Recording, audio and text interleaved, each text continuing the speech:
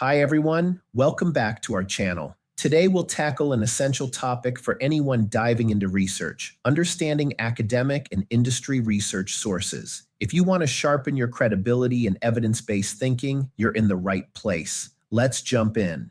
First, let's talk about academic sources and scholarly databases. Academic sources are typically peer-reviewed articles, books, and conference papers written by experts in a particular field. They're found in scholarly databases like JSTOR, PubMed, Google Scholar, Scopus, and ScienceDirect. These sources are invaluable because they provide rigorously tested and reviewed information. Imagine you're working on a research paper about climate change. Using peer-reviewed studies from a scholarly database ensures you're relying on credible and authoritative information. Now, let's distinguish between primary and secondary research. Primary research involves collecting original data directly from sources through methods like surveys, experiments, or interviews. For example, if you conduct a survey to understand consumer preferences for a new product, that's primary research. Secondary research, on the other hand, involves analyzing existing data that others have collected.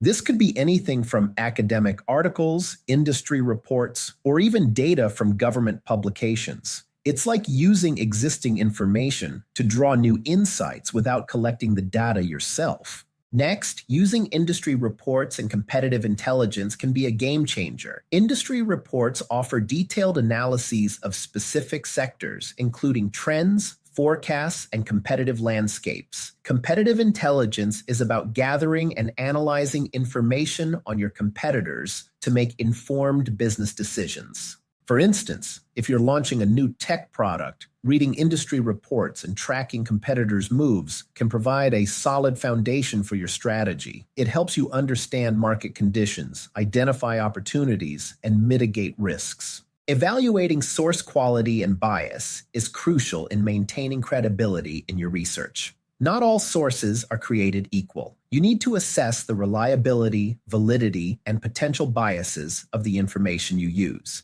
Consider the author's credentials, the publication's reputation, the methodology used, and whether the information is up to date. Always look for red flags that might indicate bias, such as one-sided arguments or unsupported claims. For instance, if a study on the benefits of a particular drug is funded by the company that manufactures it, there might be a conflict of interest that could bias the results.